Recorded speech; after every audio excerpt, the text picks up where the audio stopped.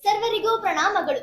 ನಾವು ಈ ದಿನ ಮಹಾಭಾರತದಲ್ಲಿ ಬರುವ ಕೆಲವು ಪಾತ್ರಗಳ ರೋಚಕ ಸನ್ನಿವೇಶಗಳನ್ನು ನಿಮಗೆ ತಿಳಿಸುವ ಒಂದು ಸಣ್ಣ ಪ್ರಯತ್ನವನ್ನು ಮಾಡುತ್ತಿದ್ದೇವೆ.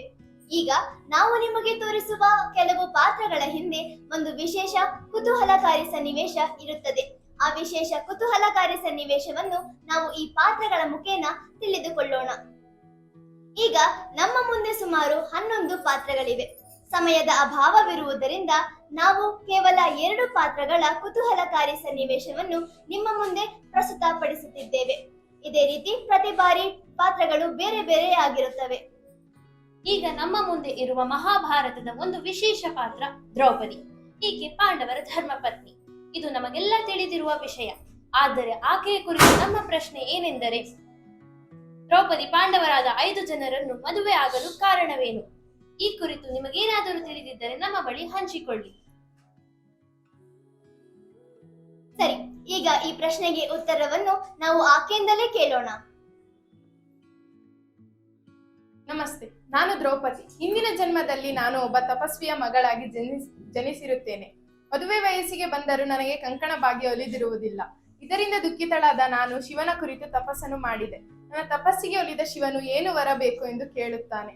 ಆಗ ನಾನು ಧೀರ, ಸ್ಫುರದ್ರೂಪಿ, ಬುದ್ಧಿವಂತ, ನೀತಿವಂತ, ಕರುಣಾಮಯಿನಾದ ವರನನ್ನು ಕರುಣಿಸು ಎಂದು ಬೇಡಿಕೊಂಡೆ. ಆಗ ಶಿವನು ಈ 5 ಗುಣಗಳನ್ನು ಹೊಂದಿರುವ ವ್ಯಕ್ತಿ ಸಿಗಲಾರ.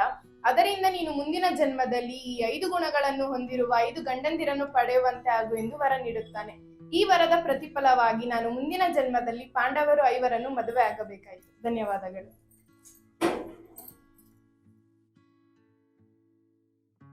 ಆಕೆ ಈ ಕಥೆಯನ್ನು ಆಲಿಸಿದ ಬಳಿಕ ನಾವು ಏನನ್ನು ತಿಳಿದುಕೊಳ್ಳಬಹುದಾಗಿದೆ?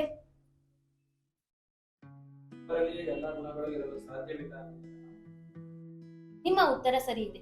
ಕೆಲವೊಮ್ಮೆ ನಾವು ಒಬ್ಬರಲ್ಲಿ ಎಲ್ಲಾ ಗುಣಗಳು ಇರಬೇಕೆಂದು ಬಯಸುತ್ತೇವೆ. ಅದು ತಪ್ಪು. ಒಬ್ಬರಲ್ಲಿ ಎಲ್ಲಾ ಗುಣಗಳು ಇರಲು ಸಾಧ್ಯವಿಲ್ಲ ಎಂಬ ವಿಷಯವನ್ನು ತಿಳಿದುಕೊಂಡೆವು. ಈಗ ನಮ್ಮ ಮುಂದೆ ಇರುವ ಇನ್ನೊಂದು ಪಾತ್ರ ಇಚ್ಛಾಮರಣಿಯಾಗಿರುವ ಭೀಷ್ಮ.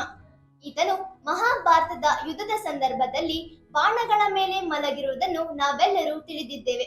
ಆದರೆ ಈಗ ಈತನ ಕುರಿತು ನಮ್ಮ ಪ್ರಶ್ನೆ ಏನೆಂದರೆ, ಭೀಷ್ಮ ಏಕೆ ಬಾಣಗಳ ಮೇಲೆ ಮಲಗಿ ನರಳಿ ಸಾಯಬೇಕಾಯಿತು? ಈ ಪ್ರಶ್ನೆಗೆ ಉತ್ತರ ನಿಮಗೆ ತಿಳಿದಿದ್ದರೆ ನಮ್ಮ ಬಳಿ ಹಂಚಿಕೊಳ್ಳಿ. ಹಾಗಾದರೆ ಈಗ ನಾವು ಆ ಪ್ರಶ್ನೆಗೆ ಉತ್ತರವನ್ನು ಭೀಷ್ಮಾಚಾರ್ಯರಿಂದಲೇ ಕೇಳೋಣ. ನಮಸ್ತೆ, ನಾನು ಭೀಷ್ಮ. ಹಿಂದಿನ ಜನ್ಮದಲ್ಲಿ ನಾನು ರಾಜನಾಗಿದ್ದೆ. ಒಮ್ಮೆ ನಾನು ಯುದ್ಧಕ್ಕೆ ಹೋಗುತ್ತಿರುವಾಗ ದಾರಿ ಎದುರಲ್ಲಿ ಒಂದು ಹಾವು ಎದುರಾಗುತ್ತದೆ. ಅದನ್ನು ಕಂಡ ಸೈನಿಕರು, ಮಹಾಪ್ರಭುಗಳೇ, ದಾರಿ ಎದುರಲ್ಲಿ ಒಂದು ಹಾವು ಇದೆ. ಆ ಹಾವಿನ ಮೇಲೆ ರಥವು ಹೋದರೆ ಅದು ಸಾಯುತ್ತದೆ ಎಂದು ಹೇಳುತ್ತಾರೆ. ಅದನ್ನು ಕೇಳಿದ ನಾನು ಏನೋ ಮುಂದಾಲೋಚನೆ ಮಾಡದೆ ಹಾವನ್ನು ಮರದ ಬಳಿ ಇರುವ ಕೊಠರೆಯಲ್ಲಿ ಎಸೆದು ಬಿಡು ಎಂದು ಹೇಳುತ್ತೇನೆ. ನನ್ನ ಆದೇಶದಂತೆ ಸೈನಿಕರು ಆ ಹಾವನ್ನು ಮರದ ಬಳಿ ಇರುವ ಕೊಠರೆಯಲ್ಲಿ ಎಸೆಯುತ್ತಾರೆ. ಆದರೆ ಆ ಹಾವು ಹೋಗಿ ಮುಳ್ಳಿನಗಳ ಮೇಲೆ ಬೀಳುತ್ತದೆ. ಬಿದ್ದಂತಹ ಹಾವು ತಪ್ಪಿಸಿಕೊಳ್ಳಲಾಗದೆ ಹಲವಾರು ದಿನ ನರಳಾಡುತ್ತದೆ. ಕೊನೆಗೆ ಸಾವನ್ನಪ್ಪುತ್ತದೆ. ಸಾವನ್ನಪ್ಪುವ ಹಲವು ಕ್ಷಣಗಳ ಹಿಂದೆ ನನ್ನ ಸಾವಿಗೆ ಕಾರಣವಾದವರು ನಾನು ಸತ್ತ ಹಾಗೆ ನರಳಿಯೇ ಸಾಯಬೇಕು ಎಂದು ಶಪಿಸುತ್ತದೆ. ಆದ್ದರಿಂದ ಆ ಹಾವಿನ ಶಾಪದಿಂದಾಗಿ ನಾನು ನನ್ನ ಮುಂದಿನ ಜನ್ಮದಲ್ಲಿ ಬಾಣಗಳ ಮೇಲೆ ಮಲಗಿ ನರಕಯಾತನೆ ಅನುಭವಿಸಬೇಕಾಯಿತು. ಧನ್ಯವಾದಗಳು.